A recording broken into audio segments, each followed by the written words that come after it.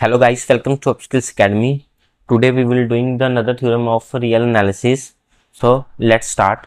So बेटा आज हम नई थ्योरम करेंगे, बट उससे पहले हमें एक डेफिनेशन पता होनी चाहिए मोनोटोनिक फंक्शन की। तो मोनोटोनिक फंक्शन क्या होते हैं? तो मोनोटोनिक फंक्शन बेटा क्या होते हैं कि आप जिसको हम स्ट्रिक्टली डिक्रीजिंग और स्ट्रिक्टली इंक्रीजिंग बोल देते हैं ना, कि अगर कोई फंक्शन बढ़ रहा है तो वो बढ़ता ही जाए और अगर कोई गिर रहा है तो वो गिरता ही जाए। ये ना हो कि कभी बढ़ रहा है वो कभी कम हो रहा है, तो उनको मोनोटोनिक फंक्शन बोलते हैं, जो इसको हम स्ट्रिक्टली डिक्रीजिंग स्ट्रिक्टली इंक्रीजिंग भी बोल देते हैं। तो बेटा मोनोटोनिक फंक्शन की डेफिनेशन क्या है कि लेट एफ फंक्शन है एक क्लोज्ड इंटरवल ए बी पे, ठीक है ना, जो रियल वैल्यू को बिलोंग करता है, रियल नंबर को बिलोंग करता है, वो फंक्शन है।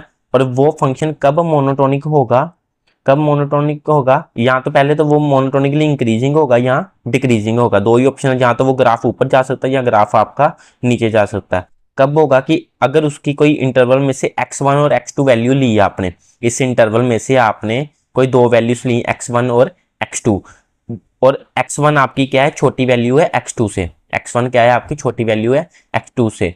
तो उसका जब आप फंक्शन अप्लाई करोगे ना, वो भी आपका x1 का छोटा होना चाहिए x2 से। तो उसको हम फंक्शन को इंक्रीजिंग बोलेंगे कि वो मोनोटोनिकली इंक्रीजिंग है। तो अगर आपने x1 और x2 वैल्यू ली, जो कि x1 आपकी अब छोटी है वैल्यू x2 से, तो अगर आपका x1 बढ़ा आ जाता है अगर फंक्शन अप्लाई करने के बाद, तो हम क्या बोलेंगे कि f क्या है आपका एक डिक्रीजिंग फंक्शन है। f क्या है आपका डिक्रीजिंग फंक्शन है। बेटा आप इसको ऐसे समझते हैं, लेट्स सपोज आपका एक इंटरवल है 1 to 5, ये फंक्शन है। अब आपका जो वो आपका वो है एक्स स्केयर, सपोज करो एक्स स्केयर है फंक्शन, एफ एक्स आपका क्या है एक्स स्केयर है। तो इधर में से कोई इंटरवल ले लो आप, 2 और 3 ले लो, आपको भी पता 2 जो है वो छोटा है 3 से, तो ये आपका x1 हो गया, ये आपका x2 हो गया। तो बेटा जब आप फंक्शन अप्लाई करोगे ये एक्स स्केयर वाला इस पर, तो क्या आएगा, अब f2 क्या आ जाएगा आपका 2 का स्केयर, वो क्या बन जाएगा आपका 4, और f3 क्या आ जाएगा 3 का स्केयर, वो क्या बन जाएगा आपका 9। तो 4 क्या हो गया आपका, ये स्मॉलर देन हो गया 9, तो ये आपका क्या हो गया एक इंक्रीजिंग फंक्शन हो गया, मोनोटोनिकली इंक्रीजिंग फंक्शन हो गया। बट आप ये एक्स स्क्वायर को आपने, मतलब कि मैं इस साइड की ही बात कर रहा हूँ अकेली, अभी के लिए इस साइड की ही बात कर रहा हूँ, तो आपने उसी हिसाब से देखना है इसको, ठीक है बेटा। तो ये साहब की यहाँ एक और फंक्शन ले लो आप, अगर अपने लेना है तो f x equals to x ही ले लो, नॉर्मल फंक्शन एक्स ले लो। तो अब आपका कि एक्स एक्स ही रहेगा, तो अगर 2 और 3 आपने उठाई इसमें से इंटरवल, तो 2 आपको पता है लेस देन 3 है, तो एफ एक्स एक्स ही रखना है आपने। तो f2 क्या रहेगा आपका 2 ही रहेगा, और f3 क्या रहेगा आपका 3 ही रहेगा। तो इन केसेस में आपका f2 जो आ गया वो किससे कम आ गया, आपका f3 से आ गया। तो ये आपका क्या हो गया, मोनोटोनिकली इंक्रीजिंग फंक्शन होगा। और अगर उल्टा हो जाएगा तो वो मोनोटोनिकली डिक्रीजिंग फंक्शन होगा। तो इसको हम मोनोटोनिकली बेटा इंक्रीजिंग और डिक्रीजिंग फंक्शन कहते हैं। तो अब बेटा हम अपनी थ्योरम पर आते हैं। हमारी थ्योरम क्या है, हमारी थ्योरम है कि अगर f एक मोनोटोनिक फंक्शन है, ठीक है ना, f अब एक मोनोटोनिक फंक्शन है, तो अल्फा क्या है एक कॉन्टिन्यूस है ए बी पर, अल्फा क्या है कॉन्टिन्यूस है ए बी पर, तो देन एफ क्या होगा हमारा रीमान स्टेलजियस इंटेग्रेबल होगा। तो ये हमने प्रूव करना है। तो बेटा आपको पता रीमान स्टेलजियस प्रूव करने के लिए हम क्या करते थे, यूपीएफ माइनस एलपीएफ वाला करके और इस लेस देन एप्सिलॉन करते थे। तो बेसिकली हमने वो ही प्रूव करना है इसमें भी। तो अब बेटा आपको पता है कि एफ हमें दिया हुआ मोनोटोनिकली वो फंक्शन है, मोनोटोनिक फंक्शन है क्लोज्ड इंटरवल ए बी पर। तो अगर मोनोटोनिक फंक्शन है यहाँ तो ये ऊपर जाएगा या नीचे जाएगा, तो मतलब ही क्या होगा, यहाँ ये एफ क्या होगा आपका मोनोटोनिकली इंक्रीजिंग होगा या मोनोटोनिकली डिक्रीजिंग होगा। अब केस 1 की बात कर लेते हैं बेटा, मोनोटोनिकली इंक्रीजिंग की बात कर लेते हैं कि अगर एफ हमारा क्या है मोनोटोनिकली इंक्रीजिंग फंक्शन है। तो सबसे पहले हम अभी तक तो बेटा जितनी थ्योरम कर लिया, अब आपको एक पता चल ही जाना चाहिए कि हमने पहले पार्टीशन लेनी है, A2 लेके वो B तक लेते हैं, x नोड से लेके xn तक पार्टीशन ले ली। उसके बाद ये क्लोज इंटरवल ए बी में, बट इसमें क्या करना हमने बेटा, हमने ये पहले से ही बता देना कि जो इसका नॉर्म है ना वो लेस देन डेल्टा होना चाहिए। अब नॉर्म क्या होता है, पार्टीशन का नॉर्म क्या होता था कि सबसे बड़ी लेंथ का डिफरेंस, सबसे बड़ी लेंथ का डिफरेंस, जैसे x1 node x1 node minus x node कुछ होगा, x2 माइनस x1 नोड होगा, ठीक है ना, x2 माइनस x नोड भी कुछ होगा। तो ऐसे इसमें जो सबसे बड़ी लेंथ है वो क्या है आपकी डेल्टा से छोटी होनी चाहिए। तो जो सबसे बड़ी लेंथ आएगी वो क्या है, आपकी डेल्टा से छोटी होनी चाहिए। तो बेटा अगर सबसे बड़ी लेंथ ही डेल्टा से छोटी है तो उसके बीच वाली तो सारी छोटी ही आएंगी। मतलब कि अब पार्टीशन में कोई भी हम लेंथ अगर हम फाइंड आउट कर रहे हैं वो सभी डेल्टा से छोटी आएंगी, अगर सबसे बड़ी वाली ही हमने छोटी ले ली तो अब बेटा देखो, अब उन्होंने क्या कहा है कि अल्फा क्या है आपका कॉन्टिन्यूस है एबी पर। तो अगर अल्फा कॉन्टिन्यूस है तो अल्फा आपका यूनिफॉर्मली कॉन्टिन्यूस भी होगा क्लोज्ड इंटरवल एबी पर। पिछली थ्योरम में भी हमने ऐसे ही किया था, सेम स्टेप वही फॉलो करने बेटा एज इट इज। तो हमने क्या ले लेना है कि एक एप्सिलॉन ले लेना greater than 0, there exist delta is greater than 0। ये हमने यूनिफॉर्म की ही कंडीशन लगाई है। इसमें बेसिकली हम बात क्या करते हैं कि कोई दो हम वो पार्टीशन एलिमेंट्स को माइनस करते हैं, ये दो इंटरवल को माइनस किया, अगर उसका लेंथ उसकी डेल्टा से छोटी आ रही है, अगर उसकी लेंथ डेल्टा से छोटी आ रही है तो उन पर अगर फंक्शन अप्लाई करेंगे ना उसकी लेंथ एप्सिलॉन से छोटी होगी, उसकी लेंथ एप्सिलॉन से छोटी होगी। ये हम कह रहे हैं कि अगर दो लेंथ अगर किसी वो इंटरवल की लेंथ आपकी डेल्टा से छोटी आ रही है तो जब हम फंक्शन अप्लाई करेंगे उसकी लेंथ एक एप्सिलॉन से छोटी आएगी। इसलिए लिखा है कि for given epsilon greater than 0 एक डेल्टा ग्रेटर देन 0 भी एग्जिस्ट करेगा, इस तरह से कि अगर डेल्टा से वैल्यू जो छोटी आएगी उसके फंक्शन की वैल्यू उसके एप्सिलॉन से छोटी आएगी। और ये वैल्यू सभी for every s t belongs to a b में जितने भी इंटरवल आ रहे हैं सभी के लिए वैलिड होगा। और हमने तो पहले देखो बेटा कहा हुआ कि नॉर्म आपकी लेस देन डेल्टा है, तो मतलब कि अब सारे ही इसमें जितने भी इंटरवल बनेंगे वो लेस देन डेल्टा ही बनेंगे। मतलब कि ये हर इंटरवल पर ये सेटिस्फाई करेगी आपकी इक्वेशन। अब बेटा मैंने यहाँ n upon f b minus a b लिखा हुआ है, ये हमने बाद में देखेंगे, अभी के लिए आपने बस एप्सिलॉन लेके चलना है, क्योंकि आगे हम जिस तरह से एप्सिलॉन हमें चाहिए होगा हम अपनी तरफ से पुट कर लेते हैं। आपको पिछली थ्योरम में भी समझाया होगा ये। तो अब बेटा हमने एक ये डेल्टा अल्फा ही ले लेना है। ये क्या हम रीमन इंटीग्रल में भी करते थे कि जितने हम इंटरवल चाहिए होते थे हम क्या करते थे अल्फा बी माइनस ए करते थे, लास्ट वाले को फर्स्ट वाले से माइनस करके अपॉन एन कर देते थे, जितने हमें इंटरवल चाहिए हमें उतने निकालने के लिए ये करते होते थे। अब नेक्स्ट देखो बेटा, अब हमने क्या करना है दोबारा, अब ये सारी चीज थ्योरी लिखी थी तो हमने अब इंफीमम और सुप्रीमम ले लेते हैं। तो हमने एम आई क्या ले लिया, इंफीमम ले लिया इसका। अब आपको पता बेटा ये मोनोटोनिकली इंक्रीजिंग फंक्शन है, तो मोनोटोनिकली इंक्रीजिंग फंक्शन है तो मतलब कि इसमें ये आपकी वैलिड होगी आपकी कि जो आपका एफ एक्स वन है ये एफ एक्स टू से छोटा होगा। कब? जब एक्स वन एक्स टू से छोटा होगा। तो कहने का मतलब ये तो इंक्रीजिंग फंक्शन है तो इसका जो इंफीमम आएगा तो वो तो यही आ जाएगा। तो एम आई आपका क्या बन गया, यही बन गया। ठीक है, अब एम आई ग्रेटर एम आई क्या है आपका supremum of F x I minus one से एक्स आई के बीच में। तो अब बेटा अगर इंक्रीजिंग फंक्शन है तो इसका कहने का मतलब ये वाला पार्ट क्या आएगा, वो आपका क्या आएगा, सुप्रीमम आ जाएगा। तो इंफीमम और सुप्रीमम हमने निकाल लिए। तो इसके बाद तो आपको पता ही हम सिर्फ यूपीएफ माइनस एलपीएफ वाला अल्फा वाला कर देते हैं।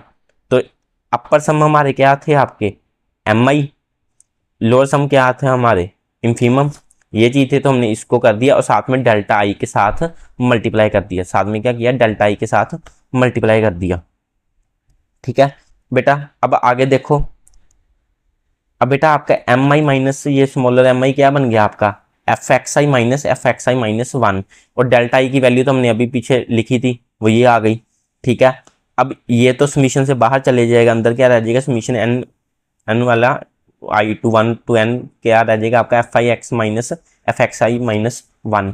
तो अब बेटा आप धीरे एक एक करके ना इसमें वैल्यू भरोगे, पहले भरो वन, तो ये क्या बन जाएगा एक्स वन माइनस वन मतलब कि x naught, x one minus x naught बन गया। तो आपका ये आ गया x one minus x node.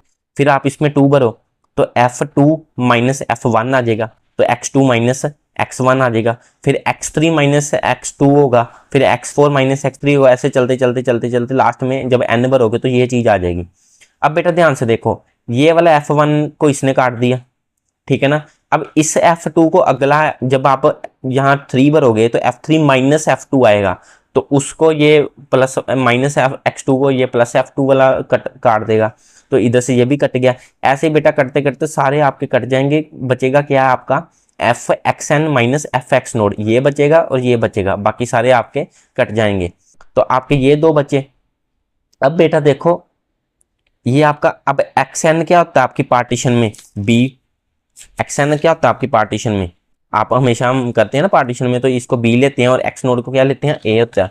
तो मैं इसको अब x n minus x naught की जगह क्या लिख सकता हूँ, f b minus f a b लिख सकता हूँ। तो ये मैंने लिख दिया। अब बेटा आ जाओ, अब आ गया आपका एप्सिलॉन वाला काम। अब हमने बेसिकली बेटा करना क्या होता है, तो हम इतनी थ्योरम करनी है कि इसको प्रूव करना होता है लेस देन एप्सिलॉन से। तो करना तो यही है कि इसका किसी ना किसी तरीके से हमने लेस देन एप्सिलॉन बनाना ही बनाना है। तो अब यहाँ बेटा आकर हम फंस गए हैं कि इसके बाद हमें नहीं पता चल रहा कुछ करना है। तो अब यहाँ हम क्या करते हैं, जैसे ही आपको अब आइडिया हो जाए ना थ्योरम में, तो अब आप एप्सिलॉन की वैल्यू पुट कर लिया करो। जो मैंने अब यहाँ कहा था ना आपको कि ये मैं बाद में बताऊंगा, अब ये आपने एप्सिलॉन की वैल्यू उस हिसाब से पुट करनी है। तो बेटा इधर आप क्या करोगे, देखो अब आपने इसको काटना है, ठीक है ना, इसको अब बनाना आपने एप्सिलॉन से लेस देन। तो अब आपको क्या करना पड़ेगा, आपको इन सभी को एप्सिलॉन के इक्वल प्रूव करना पड़ेगा, इसको एप्सिलॉन के इक्वल प्रूव करना पड़ेगा। तो अब कैसे करोगे, एक तो आपने ये काटना है, ठीक है ना, और आपका ये देखो अल्फा बी माइनस अल्फा ए क्या है, आपका यही कंडीशन है alpha S minus alpha T वाली, मतलब कि इधर तो हम इसको लेस देन करके एप्सिलॉन लिख सकते हैं, ठीक है। तो मैंने लेस देन करके एप्सिलॉन तो लिख दिया। अब आगे क्या पुट करना है, आगे इसको तो चेंज करके एप्सिलॉन लिख दिया, पर आगे क्या पुट करना है, हमने ऐसा एप्सिलॉन पुट करना है जो कि इनको और इनको भी काटे। तो हम क्या कर लेते हैं, एप्सिलॉन के साथ ऊपर एन कर लेते हैं नीचे एन काटने के लिए, और नीचे f b minus f a कर लेते हैं ऊपर वाला f b minus f a काटने के लिए। तो हमने एप्सिलॉन क्या ले लिया, अब इस केस में हमने epsilon n upon f b minus f a. तो बेटा इतना सा काम था बस। तो आपने ये कटिंग कर दी, इधर से एन कट गया, f b minus f a से f b minus f a cut गए। तो आपका ये क्या आ गया, यूपीएफ माइनस एलपीएफ आपका लेस देन एप्सिलॉन आ गया फॉर सम पार्टीशन पी। ठीक है बेटा, तो ये आपका प्रूव हो गया कि एफ क्या है आपका रीमान स्टेलजियस इंटेग्रेबल है। तो ऐसे ही बेटा as it is same step आपने डिक्रीजिंग में फॉलो करने हैं, कुछ चेंज नहीं है। आपने पहले लेना है कि एफ क्या है, मोनोटोनिकली डिक्रीजिंग फंक्शन है, पार्टीशन ले लेनी है a to b as it is, ठीक है। फिर एम आई ले लेना इन्फीमम। अब देखो बेटा ये डिक्रीजिंग फंक्शन है, ये डिक्रीजिंग फंक्शन है मतलब क्या है कि x1 जो है वो तो लेस देन है x2 से, बट जो फंक्शन आप जब भरोगे ना वो आपका ग्रेटर देन आएगा x2 से। इसमें ये कह रहे हैं वो कि x1 तो आपकी लेस देन x2 है, पर जो आप फंक्शन भरोगे fx1 वो आपका ग्रेटर आएगा fx2 से। तो इसका मतलब क्या है कि जो आपका अब इन्फीमम होगा इन केसेस में अब आपका xi बन जाएगा, इन्फीमम आपका क्या बन जाएगा, आपका xi बन जाएगा, ठीक है। तो अब आप जो mi लिखोगे xi लिखोगे, जैसे इस केस में आपका ये वो इंक्रीजिंग फंक्शन है तो आपका mi यही आया था, बट इस केस में आपका mi बेटा क्या आ जाएगा, ये बड़ा वाला xi आ जाएगा, क्योंकि x आपका डिक्रीजिंग फंक्शन है। तो मैक्सिमम वैल्यू आपकी कहने का मतलब इस केस में आएगी, इधर x माइनस 1 के केस में आएगी, तो इन्फीमम आपको इधर लेना पड़ेगा, ठीक है बेटा। तो अब आपका बेटा अगर इन्फीमम वो आया तो सुप्रीमम आपका क्या आया, अब सुप्रीमम आपका xi माइनस 1 आया कि जो ग्रेटेस्ट वैल्यू है वो आपकी यहाँ आएगी। तो आपका जो इन्फीमम आया वो ये सुप्रीमम सॉरी ये आपका आया, क्योंकि f आपका क्या है, डिक्रीजिंग फंक्शन है। तो बाकी आया आपने सेम एज अबव, जो भी चीज आपने वहां लिखी सेम एज अबव ही लिख देना, क्योंकि थ्योरम ठीक ठाक है, लेंथ उसकी मार्क्स आपको मिल जाएंगे। अब यूपी जहाँ जिसने लिखनी है एक्स्ट्रा लिख लेना है, हाँ ये है कि एप्सिलॉन का लिख लेना, क्योंकि इस एप्सिलॉन की वैल्यू थोड़ी सी हम यहाँ चेंज करेंगे, वो मैं आपको बताता हूँ आगे कैसे। तो अब बेटा देखो यूपीएफ माइनस एलपीएफ किया, अब आपका क्या है, पहले एक्स आई माइनस 1 था, अब आपने एक्स आई माइनस 1 माइनस एक्स आई कर देना और साथ में डेल्टा आई मल्टीप्लाई कर दिया। सेम बेटा डेल्टा आई तो आपका यही था। अब ये आपका क्या हो जाएगा, f a minus f b हो जाएगा, ये आपका क्या हो जाएगा एफ ए, उसमें क्या आया था आपका f b minus f a आया था इस केस में हमारा, ये जो कार्ड छाड़ के, तो इसमें क्या आया आपका f a minus f b आ जाएगा। तो अब बेटा f a minus f b आ गया। अब आपको पता है अल्फा आपका कॉन्टिन्यूस है ए बी पर, ठीक है ना, तो वो यूनिफॉर्म कॉन्टिन्यूस भी होगा, तो यूनिफॉर्म कॉन्टिन्यूस भी होगा तो उस पर वो कंडीशन भी लगेगी, ये वाली जो आप डेल्टा वाली कंडीशन भी लगेगी। तो अब आपने बेसिकली इसको चेंज करना है एप्सिलॉन में, जैसे पिछली बारी किया था, बट इस केस में क्या है, आप एप्सिलॉन किस में चेंज करोगे, बाकी एज इट इज सेम है, बस आप इसमें अब नीचे f b minus f a की जगह f a minus f b लिख दोगे। तो बेटा अब एन के साथ n cut, f a minus f b के साथ f a minus f b cut, तो ये कट के एप्सिलॉन आ गया, ये भी आपका लेस देन एप्सिलॉन से प्रूव हो गया फॉर सम पार्टीशन पी। तो अगर प्रूव हो गया तो ये भी हमारा क्या है, रीमन इंटीग्रेबल है। तो हमने बोथ केसेस में प्रूव कर दिया कि एफ हमारा रीमन इंटीग्रेबल है, हेंस प्रूव्ड। तो ये बेटा आज आपकी ये थ्योरम थी। अब इसको याद कैसे रखना है वो भी हम देख लेते हैं कि हम कुछ पॉइंट्स ऐसे नोट करते हैं। मैं हर थ्योरम में आपको लिखवाता हूँ पॉइंट्स कि आपको बेसिकली जब आप थ्योरम, क्योंकि हम पेपर में जब थ्योरम कर रहे होते हैं ना तो कई जगह से आपके हम भूल जाते हैं। तो ये कुछ वो जगहें हैं जहाँ जहाँ हमें कुछ नया स्टेप लगाने की जरूरत पड़ता है, जो स्टेप एक नॉर्मल से थोड़े से डिफरेंट होते हैं वो लगाने की जरूरत पड़ते हैं। तो हो सकता है हमें पेपर में जाकर भूल जाएं। तो अगर हम ये एक स्टेप पढ़े होंगे या रिवीजन के टाइम अगर हम ये इतने पढ़ लेंगे ना, हाँ इसमें ये करना है, तो हमें थ्योरम भूलने के चांसेस बहुत कम हो जाते हैं। तो बेटा ये देखते हैं। अब केस 1 जो मोनोटोनिकली इंक्रीजिंग वाला केस था ये वो है। पहले हमने एक पार्टीशन ली किसके साथ, नॉर्म पी के साथ, जिसका नॉर्म क्या था, लेस देन डेल्टा ले लिया। यहीं से हमने डेल्टा कम ले लिया था कि बाकी से भी वो कम ही रहे। बाद में डेल्टा क्यों कम लिया था, यूनिफॉर्म की कंडीशन लगाने के लिए। तो हमने फिर यूनिफॉर्म कॉन्टिन्यूस की कंडीशन लगा दी। और बाद में एक डेल्टा ही ले लिया, क्या, delta b minus alpha, sorry alpha e ले लिया हमने, alpha b minus alpha a upon n. इसके बाद क्या किया, इन्फीमम सुप्रीमम लिया। इसके बाद क्या किया हमने, यूपीएफ एलपीएफ लिया। और बाकी नॉर्मल हमने लास्ट में वो एक्स आई ये आई की वैल्यूज पुट की, इसमें x1 नोड वैल्यूज पुट की। अब वैल्यूज के बाद आके बस हमने जो भी आपका एफ बी माइनस ए आया था उसको हमने वैल्यू ऑफ एप्सिलॉन से चेंज कर दिया। तो आपका एज इट इज वो रीमन इंटीग्रल प्रूव हो गया। अब केस 2 में क्या है बेटा, सेम एज अबव। केस 2 आपका जो जैसे आपने केस 1 में ये चीज़ें की हैं, बस ये स्टार्टिंग में लिखने की जरूरत नहीं होती आपको, ये कंडीशंस वगैरह ये यहाँ से आपने शुरू करना है। तो आप वैसे ही आप केस 2 में भी सोल्व कर सकते हो। तो आई होप आपको थ्योरम क्लियर हो गई। Thank you.